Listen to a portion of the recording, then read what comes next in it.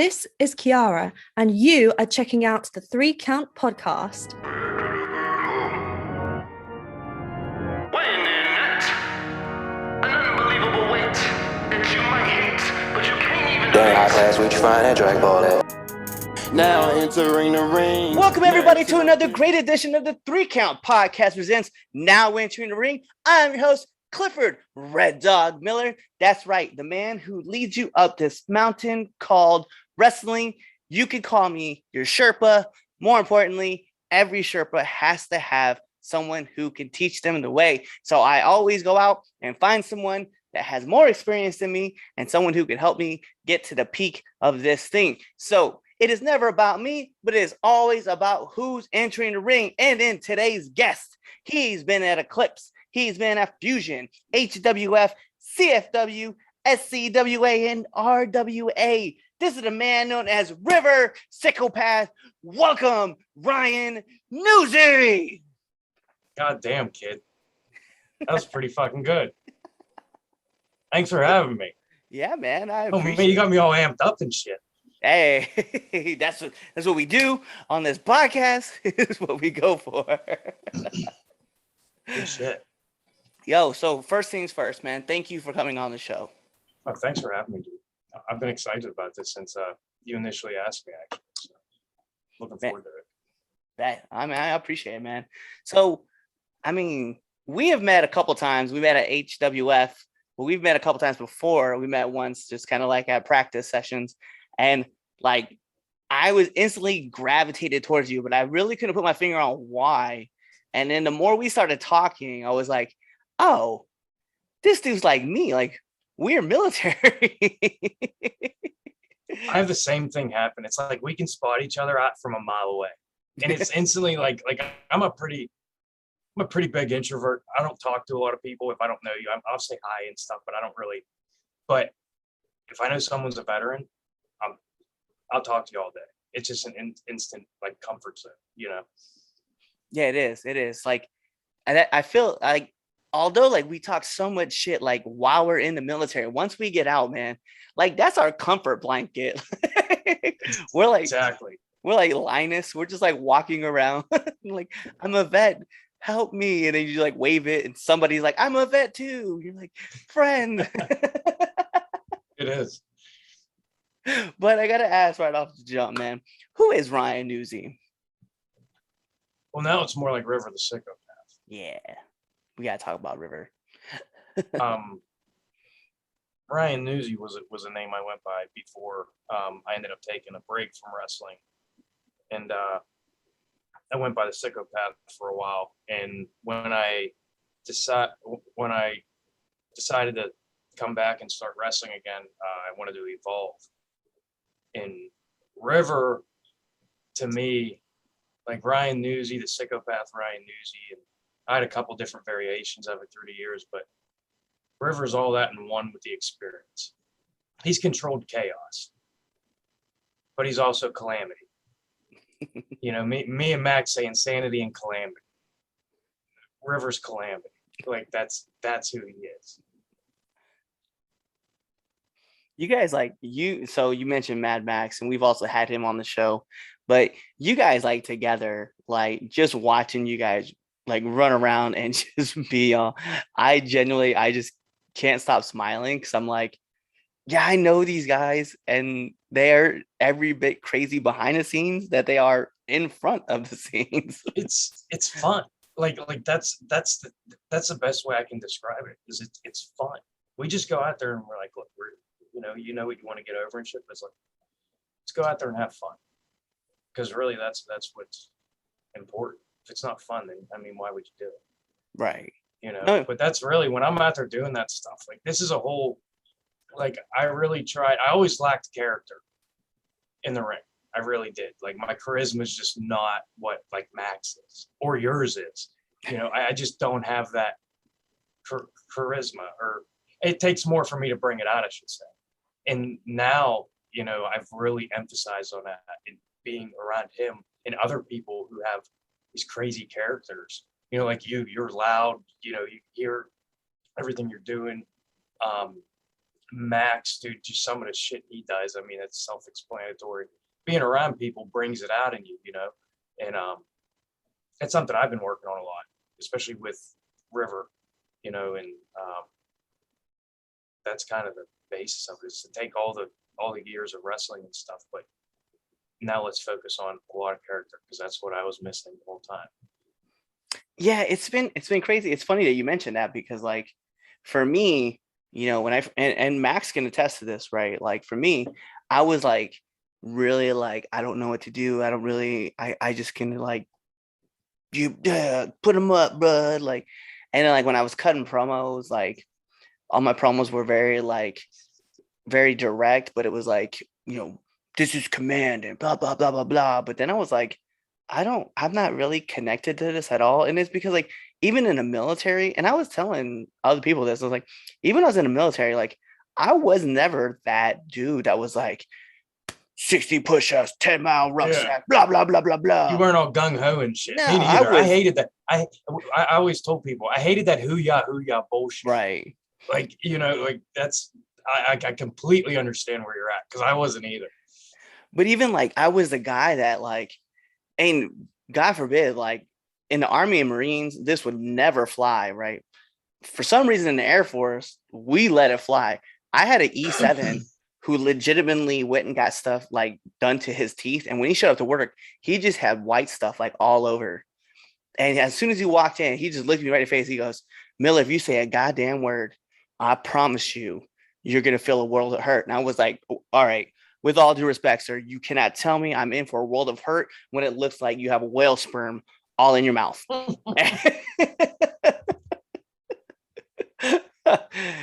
And like, you know, because like at that point, like every person's gonna be like, all right, we're gonna smoke this kid. And I was the only one, I was like one of the only ones who was like, I am that guy. And like my call sign in the Air Force was Red Dog, but right when I was getting out, they changed it over and they're like, we're gonna call him Punches and Bunches, because he just talks shit. He doesn't care who it is. He would just talk shit to you and let you know he's gonna talk shit to you. So I was like, that's me. And so like when I realized that my character is more like Deadpool, I was like, yo, why don't I just bring that out and bring him into the world? And that's what you see now. Yeah. That's what I had to do. Is like, you know, you hear it. I don't know if you watch shoot interviews a lot, but like I watch that shit religiously. I love it. I do. I love everything in wrestling. And I watch this shit and you always hear them saying, you know, you just take your personality and fucking turn it up to 100. And that's what I'm trying to get. That's what, you know, that's what sticks with me whenever I go out there and shit like that. But I had to be more of myself. And I don't necessarily talk a lot. So I'm like, well, how can I make noise? And I start doing that, yeah, like the Brody thing, you know, and shit like that, and just yelling and being kind of like a madman, because I just feel more comfortable doing it. I feel like that's a side of me that needs to come out, but it doesn't come out often enough. So that's where I get it out at. I know, and people will probably be like, people who've known you before, when they see you now, they're all like, you've changed. I'm like, no. I was different then. This is me now. That's what people talk to me afterwards, and I don't talk real loud. Shit like they'll come up talk to me, and they're kind of like, fuck, like, because I don't, you know. I feel like, you know, it's funny because how you were just saying about like the intro and stuff, like right before we go, like just total transparency for people who are watching this. When I bring on any guest, and Ryan will attest to this, it's always like, hey man, like, yeah, no, this show is gonna be like really laid back and chill, and we're gonna have a good time. And everybody's like, yeah, we're gonna have a good time. And as soon as I can say one, it's just boom, big energy. Yeah, and then it just comes out of nowhere. I was like, oh shit. Yeah, it's the light switch effect. And you can attest to this. That's how I am like outside. Oh yeah. In the ring. Yeah. It's just nothing wrong with it. Right. And I mean, it's funny how you talk about like you have to have that charisma, and you had to bring it out, because that's what fans look for. Is they're looking for that person that gets them hyped up, gets them energized, wants to drag them into their world and then take them on a ride. And I feel like Max, I've seen there's two other guys, Pure Ignorance, Chaz and Prince. They do it too. And sometimes you don't really want to be a part of that world, but you get sucked in there pretty easily because, like, I don't know, it's something about Chaz too. He's the same way. He's very charismatic and knows exactly what buttons to push to get people to boo him, and a lot of people boo him. And that's just like pretty much finding what works, and ultimately the whole goal isn't to come to the back and pop the boys. Like that shit don't matter. It matters if the people that paid their money came to see you liked what they got. So that's for that, however long you're out there, you want them to be engaged in your world, in this professional wrestling world. And you want to hold their attention. You want to take them on that roller coaster ride, and collectively as a show, the show should do the same thing. You're right. You're right. So I'm just curious, man, like, how did you get into this sport, man? Well, in 2009, I was still in the Navy. Actually, I was in between my deployments. And I saw on, it was like the internet, I was looking up pro wrestling schools. I was like 22 at the time. Now, years prior, actually, here's a story. I don't know if I told a lot of people this, but when I was like 17 years old, 18 years, I was probably like 16, 17. I wanted to be a pro wrestler. I didn't tell my parents yet, but I emailed Dory Funk Jr.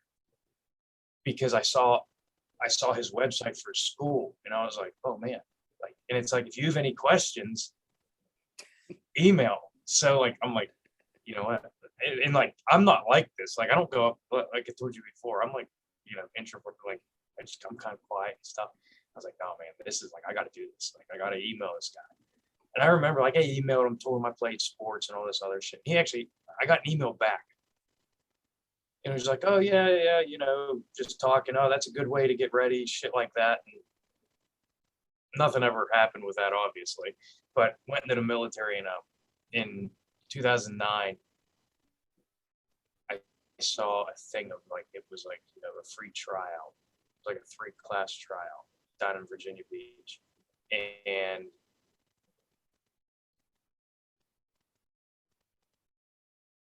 I was newly married. My daughter was about 6 or 7 months old. And I told my wife, and my wife has always been really supportive of everything I do. And I was like, oh man, I just kind of want to try it. They're like, it's a free tryout. I'll just go down and try it. And there, I said I tried it. So I go down there, and I tried it, and I came back, and she's like, well, if you want to do it, do it. Because like, I fell in love instantly.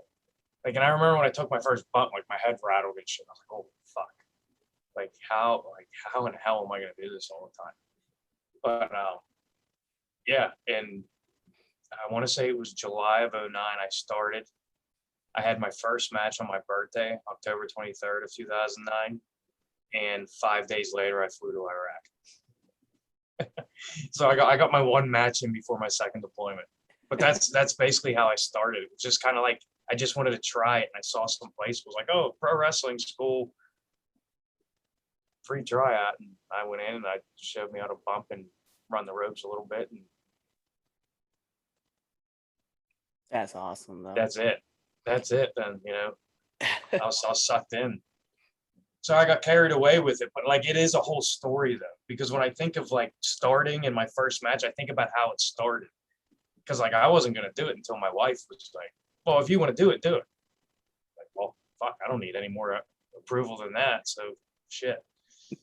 We're like, no. All right, we're going this way. Yep. And that's ever since then, man. When I came back off deployment, I think it was 2 weeks, I was back training like 3 days after I came back or whatever. And then I was wrestling. I was on shows consistently for there. I was a trainee, so I only worked one place for a little while. But, Right. I was working shows though then. So it was a good time, man. It was definitely it's always been fun. There was some more fun time than others. Like recently, it's been really, really fun. It's been probably my best time, but it's good though. You don't know what to expect, and you just kind of go out there and fucking do it. Yeah, I was like, let it all fly out. Like, no, I feel exactly where you're coming from. Because like, I know when I got into the military back in 2006, like, I was telling everybody, I was like, yo, I want to go into mixed martial arts. I want to start training and blah blah blah blah blah. And I remember like my command was like, we've never had anybody ask to do mixed martial arts. So like go through the paperwork and stuff like that properly.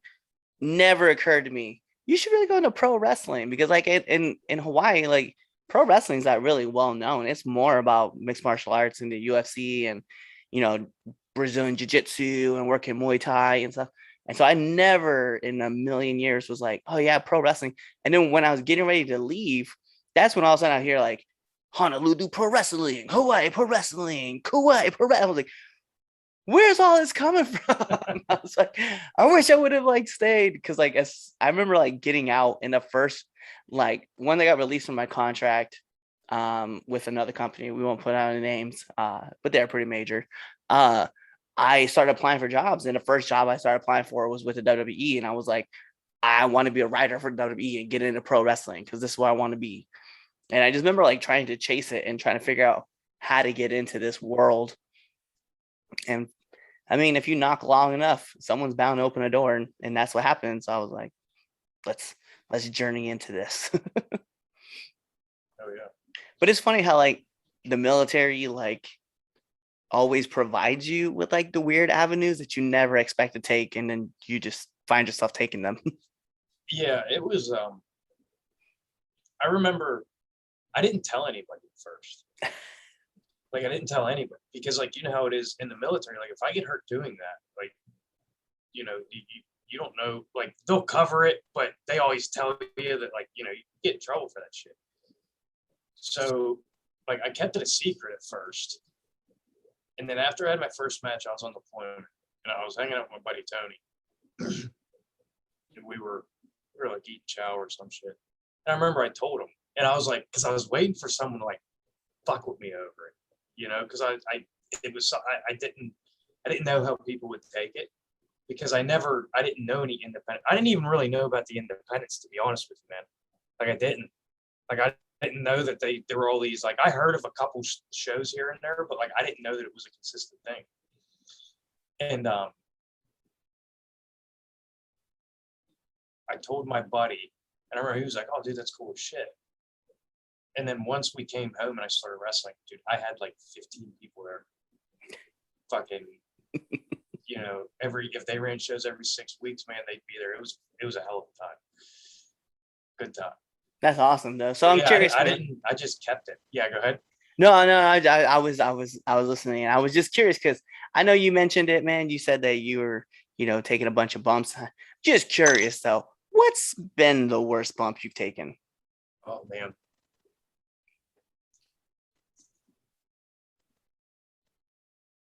I don't know if I have one specific, but there's definitely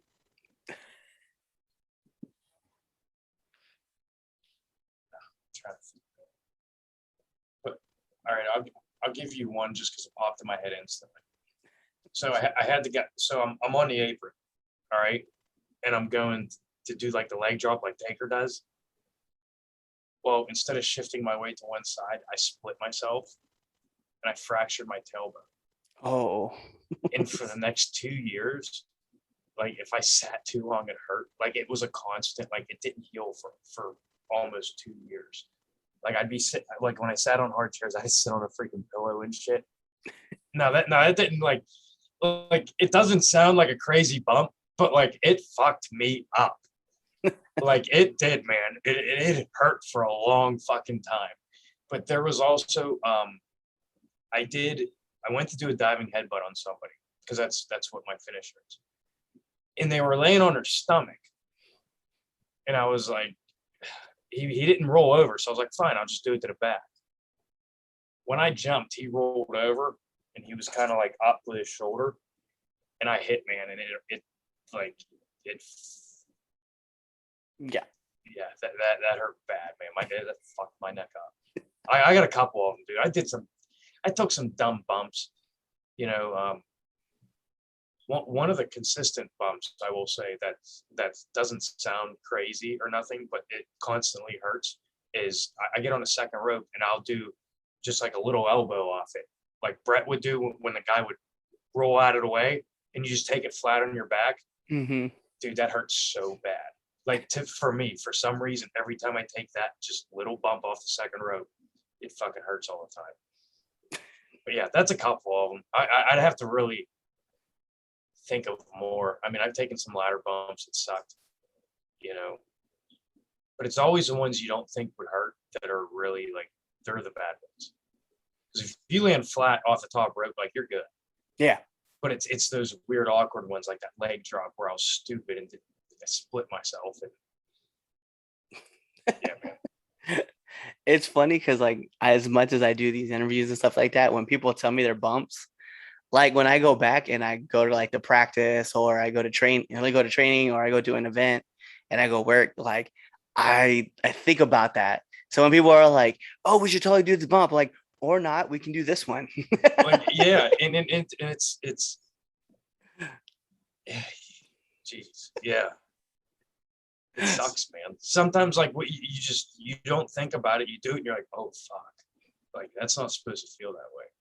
Right? Like, and that's what, like, when I split myself, man, I remember I hit and I was like, holy shit, like I hope I didn't fuck myself up under it. Like it took me a minute to like collect my thoughts, and yeah, that was terrible. Every road trip sucked for like the next year and a half, 2 years Oh man. because of that shit. And I was still in the military, so like I didn't tell anybody about it. I just kept doing whatever the fuck they told me to do. Oh man. All right. So going from like a worst bump, man, I'm just very curious, man. Like, we're gonna talk about what's been the hardest you've ever been hit. Hardest I've ever been hit would be a wrestler by the name of Jason Karloff, and he's a good buddy of mine. I don't think he's active anymore, but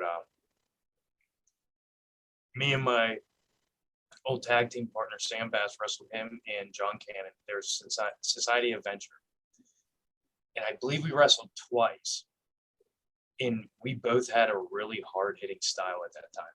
This is probably 2013, 2014.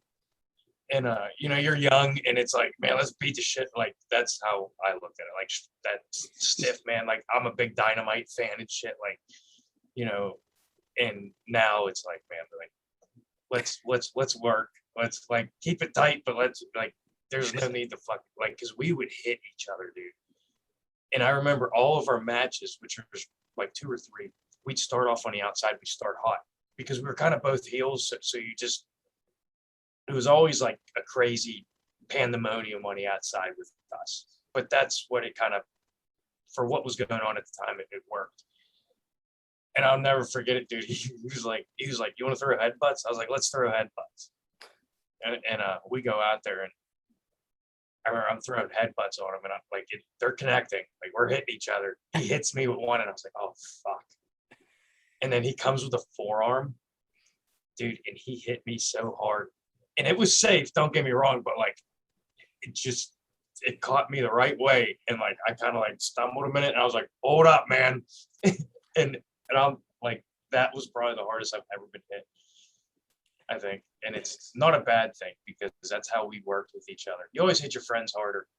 Yeah. And me and him would get carried away. We were both young, just laying them in there in front of the crowd and shit. But yeah, dude, we had a lot of fun shit going with me and him. It's always, and you're right, man. Like, you always hit your friends hard, because like, I know my friends who hit me, I can tell like the difference between like my friends who I'm friends with, and those that I'm like, I'm just working with. As long as everyone has in mind too, though, is like, it's okay to lay them in there, but in safe places. Yeah. Like now it's I don't go out and we just beat each other's ass for the sake of doing it. It's everything, keep it safe, but hey man, certain spots you can lay them in there. Yeah, I mean, I know Chaz's code to tell me to turn up the intensity is he just slaps me just right across the face. And I'm like, all right, we're gonna take this up a notch. It's always code, I know, and I feel it every single time, but I'm like, all right, let's do this. We're really gonna do this now. So aside from like your worst bumps, your hardest hits, I'm just curious, man, because I've asked this question and I'm starting to learn a lot just from this question. So I'm very curious. What's like one of the hardest lessons you've learned in the business? Oh, one of the hardest lessons.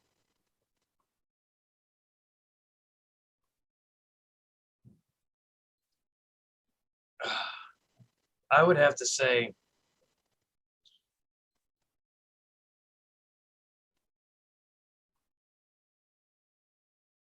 that shit, this is so difficult. This is so difficult. But like I know what I want to say, it's just wording it correctly.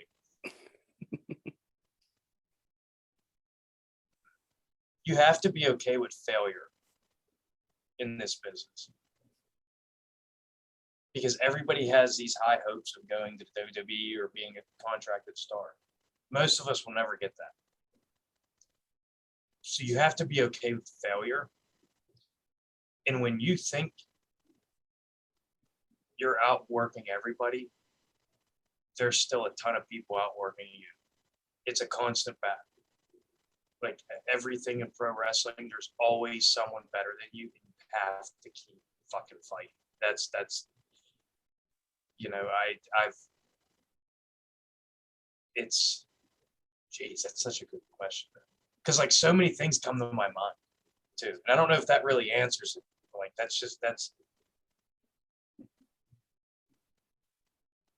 I yeah. like that though, because like the like idea, you have to, because I think in wrestling, like everyone's dreams are so big, and it's just it's you have to be okay with failure, but you also, you know, there's such a limited number of people who actually make it or whatever they consider making. We'll say being contracted to a big company, right? know? And that's hard, man. Especially when you're young and you get opportunities, like you get to get in front of people, and like in your area, you know, you might do this, do that, do the other, but then you get in front of these people, and you know, you don't get picked, you don't shit like that. Like that's hard, and that's to some that's that's not making, that's failure. But you have to take it for what it is, man. You either keep going or you get the fuck out. Well, and there's like But two I things that think you that talked was the about there. I was gonna say there's two things that you talked about there that I feel like should like really be addressed, right? One is to be okay with failing, right? And it was something like I legitimately, like, we're recording this on September 15th. I'm just gonna put that out there. But I was a part of Shug D, right? I was listening to his it's the thing on Twitter now that you can like jump in, you can listen to people's and they talk, right? And they have a lot of these live sessions. But I'm listening to him talk, and he was talking about how like as a person, like you have to be okay with like hearing all the no's, because eventually that one right yes is going to come along, and you're going to be like super elated. And then, the next step in there is to remind yourself that you are good enough to be in that position, because obviously like you worked your ass off. And like a lot of people talk about like, well, I just look at the things I can do to improve. And he's like, well, why not look at the things that you're doing that is great? That way you can showcase and talk about like, this is what makes me good. This is what I can bring to your product. And I was thinking about that. And you just even mentioned it there, like you'll be okay with failure. I'm like, bro, like it's a hard pill to swallow, because you have to do like an evaluation on yourself. And I know my friends have all told me, they're like, have you done an evaluation on yourself? Like, is this what you really want to do? And I'm like, yeah, kind of. This is really what I want to do. Like that's yeah, you have to like, and it sounds like it's a negative thing, but it's really not. It's something that like, and I say that because early on in my career, when I got told no, I took it personal, and it would upset me and shit. Like I get pissed off, you know what I mean? Because I'm like, why? Like what the fuck? Like you got, well, that was a mindset. I was young and stupid, you know what I mean? And in a lot of ways, like as I stretched out up until like, 2016, 2017, I was kind of like burnt out on wrestling because I wasn't cool with that. I took everything personally.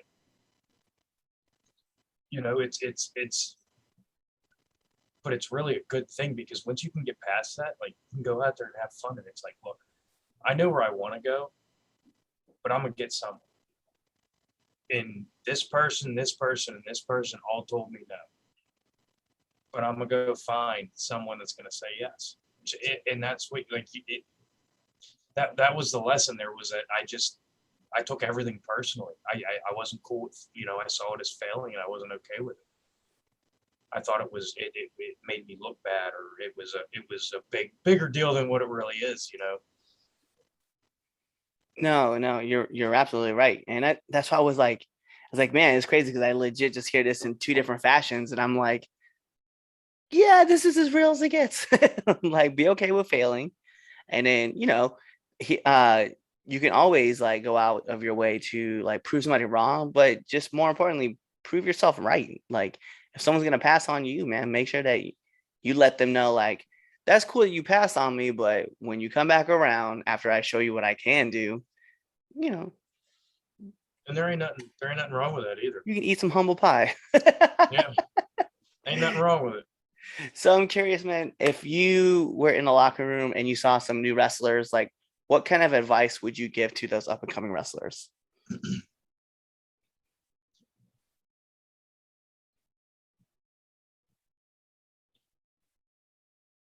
One thing I always tell them is to take their time. A lot of guys, like when you're, when you don't have a lot of matches, and even people that, if you go out having a match, your nerves get going, shit like that. A lot of times you rush through stuff because you don't sit there and let everything sink in. And it sounds stupid, but like everybody I've ever been in front of has always told me, slow down, slow down, slow down. And these are people like, that we're in a locker room with, have been somewhere. Slow down. When you think you're going slow, go even slower. Take your time. And remember, it's about a story. You want that story to sink in. But yeah, that's my main thing is like, I'm really big on psychology and stuff. So, like you can do whatever you want in pro wrestling. Pro wrestling's crazy. It's like this crazy land where more stuff makes sense than in real life, but find where to put everything. Find how to get each other over. Yeah, I like that. I like that a lot. And I I feel like I come to you and Max all the time and I'm always like with my pad and my pen and I'm always just taking notes. And I feel like you guys are like, that's good, man. Like that's what we used to hit seminars and shit, and you show up with a notepad, man. You're taking notes on whatever people are saying. That's good practice. yeah, I love it because when like you can go back to something. yeah, I was gonna say I love it because like the one thing I always end up writing in there is the same thing you just said. Just take your time. Like I think I think that is probably, and it's not cliche to say, and I look at you watching this. It's not cliche to say, but it's probably the thing I've written the most in my book is some form of take your time or slow down. Like those are my two biggest notes I'm always putting in there. Yeah, it's something everybody does wrong. Like I said, you have an audience watching you. You got to let stuff register.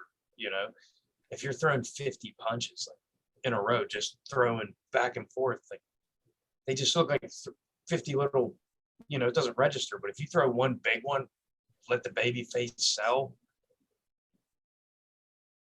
That's, you're doing half the work. You're not getting yourself all blown up, and you can still do everything. You speed up at the right times, when it calls for it, explosiveness, intensity. But you have to let everything register. I like that. I like that a lot. So, seeing how you said you stepped away for a while and you've come back in and you're still getting kind of familiar with everything again, I just need one do and one don't of the locker room. Oh, jeez.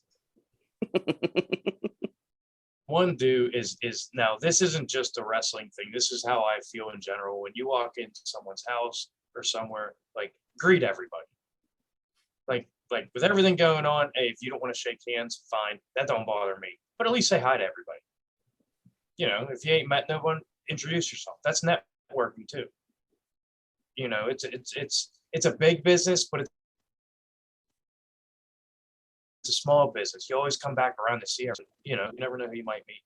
Definitely always greet everybody. don't.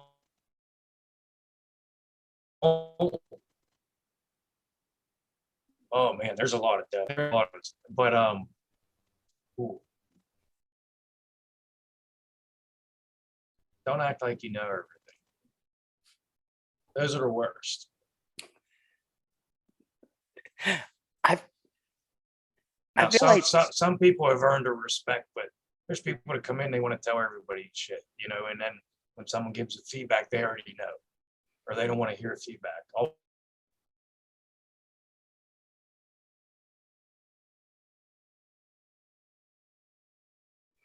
it's funny you bring that up about like people who like are know-it-alls and stuff like that.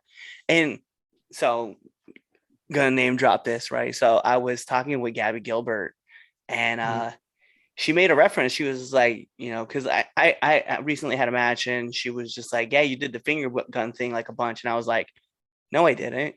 And she's like, yeah, you did. And I was like, holy shit, I did. Like I had to replay the match in my mind. I was like, oh shit, she's so right. And I went up and at first I was like, I'm sorry, I was wrong. You were absolutely right. And then she just sat down with me for like probably like the next 25-30 minutes. And we just talked about the match. Mm-hmm. And she was just giving me like great notes and stuff. But it was just funny, like you talk about, because I was like, no, I didn't. Yes, I did. Yeah, and that's, I mean, and that goes for more so like the younger guys, because there's a lot of people out there that, know a lot of shit more than me and you will probably ever know about pro wrestling. But yeah, it's never good to come in with an ego and stuff like that. It's, to me, that's pretty much, it's not just wrestling. That's everywhere. All right, man. So these are all my hard-hitting questions, but we do got to get into the second best segment of this podcast. People ask me, what's first? I tell them, it's the Red Dogs Power Rankings that you can find on our debate show every Sunday. But this is a 3-count podcast, 10-count questions. Mr. Ryan, this is how it works. I'm going to fire off 10 questions at you rapid fast. Whatever first comes to mind, that is your answer. Oh, shit. Oh, yeah. It's like that. So we're going to put on the timer for added pressure. Bing! And here we go. SmackDown or Raw? Raw. Favorite movie? Oh, fuck. Willow. Fuji or Deer Park water? Deer Park. Favorite tattoo? Like of mine? Yeah.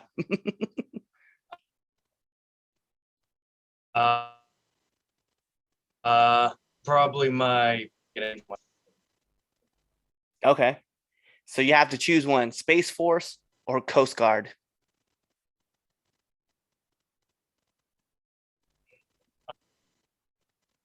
You don't look thrilled. Yo, wait, I missed the answer first of all because like my screen flashed out. So. Oh, okay. Yeah, you gave me a weird look. I said Coast Guard. Oh. Well, I mean, you're Navy. That makes sense. Yeah, that's why. I mean, yeah. I like boats. Yeah. Favorite rock song? Rock.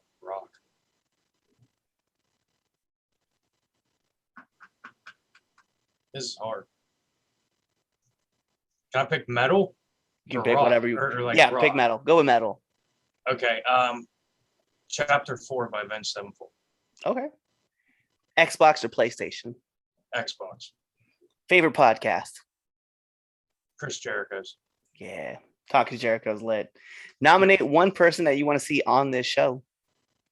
One person I want to see on this show.